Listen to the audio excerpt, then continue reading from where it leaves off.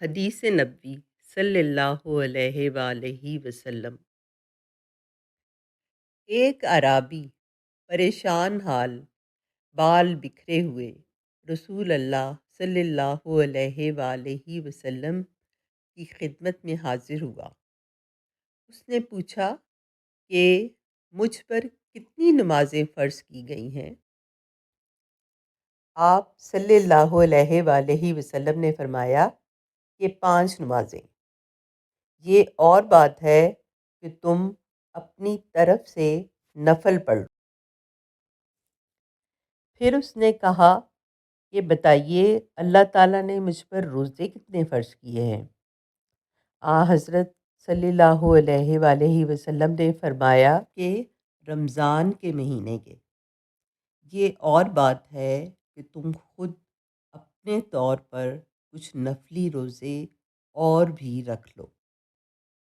پھر اس نے پوچھا اور بتائیے زکوٰۃ کس طرح مجھ پر اللہ تعالیٰ نے فرض کی ہے؟ آپ صلی اللہ علیہ وآلہ وسلم نے اسے شرع اسلام کی باتیں بتا دیں۔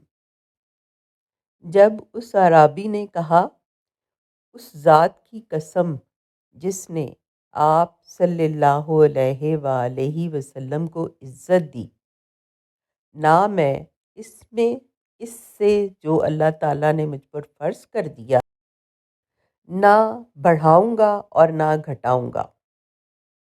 رسول اللہ صلی اللہ علیہ وآلہ وسلم نے فرمایا اگر اس نے سچ کہا ہے تو یہ مراد کو پہنچا، یا آپ صلی اللہ علیہ وآلہ وسلم نے یہ فرمایا کہ اگر سچ کہا ہے تو جنت میں جائے گا۔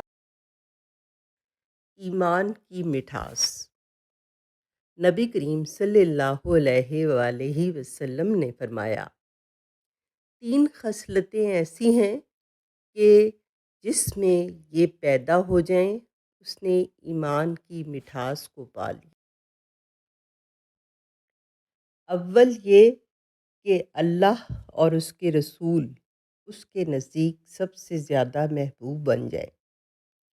دوسرے یہ کہ وہ کسی انسان سے محض اللہ کی رضا کے لیے محبت رکھے۔ تیسرے یہ کہ وہ کفر میں واپس لوٹنے کو ایسا برا جانے جیسا کہ آگ میں ڈالے جانے کو برا جانتا ہے۔ ایک بار حضرت صلی اللہ علیہ وآلہ وسلم لوگوں میں بیٹھے ہوئے ان سے باتیں کر رہے تھے۔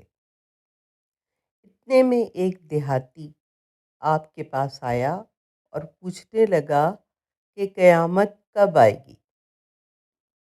آپ صلی اللہ علیہ وآلہ وسلم اپنی گفتگو میں مصروف رہے۔ بعض لوگ جو مجلس میں بیٹھے تھے کہنے لگے آپ صلی اللہ علیہ وآلہ وسلم نے دیہاتی کی بات سنی لیکن پسند نہیں کی، اور بعض کہنے لگے کہ نہیں بلکہ آپ نے اس کی بات سنی ہی نہیں۔ جب آپ صلی اللہ علیہ وآلہ وسلم اپنی باتیں پوری کر چکے تو فرمایا قیامت کے بارے میں پوچھنے والا کہاں گیا؟ اس دیہاتی نے کہا حضور صلی اللہ علیہ وآلہ وسلم میں موجود ہوں۔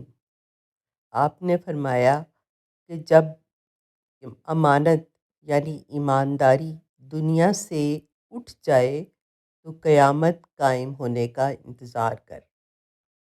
اس نے کہا ایمانداری اٹھنے کا کیا مطلب ہے؟ آپ صلی اللہ علیہ وآلہ وسلم نے فرمایا کہ جب حکومت کے کاروبار نالائق لوگوں کو سونپ دیے جائیں تو قیامت کا انتظار کر۔ اس حدیث میں یہ تعلیم دی گئی ہے کہ جس شخص سے علم کی کوئی بات پوچھی جائے اور وہ اپنی کسی دوسری بات میں مشغول ہو، please like, subscribe and share my channel. جزاک اللہ۔